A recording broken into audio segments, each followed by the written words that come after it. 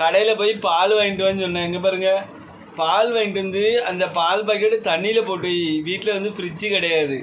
தண்ணியில் போட்டு வைன்னு சொல்லிவிட்டு நான் வெளியில் போயிருக்கேன். இல்லை அப்பா வெளியில் போயிட்டு இப்போ வந்துடுவேன் நான் அப்படின்னு போயிட்டு ஒரு மணி நேரம் கழித்து வந்து பார்க்க இந்த பால் கூலிங்கே இல்லை. இப்போ அந்த பாலை சுட வைக்கும்போது என்னாகும், திறஞ்சி போயிடும்.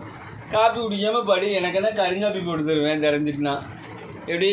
அதாவது பால் பாக்கெட் வாங்கி நம்ம வீட்டில் வச்சோம்னா தலையை ஆட்டாத. பால் பாக்கெட் வாங்கி நம்ம வீட்டில் வச்சோம்னா இந்த பிள்ளைகள் எடுத்து ஒரு தண்ணி குடத்தில் போடணும்.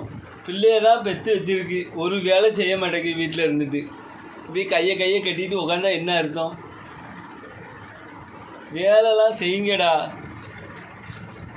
ஆம்பளை பையில தான் எப்படி இருக்கானோ, பொட்டை பிள்ளையில் எப்படி இருக்குன்னு தெரியல. இதுக்கு தான் ஒரு பொட்டை பிள்ளையை பெற்றுருக்கணும். ஆம்பளை பிள்ளையை பெற்றாச்சு, என்ன பண்ண? தலையெழுத்து. நன்றி.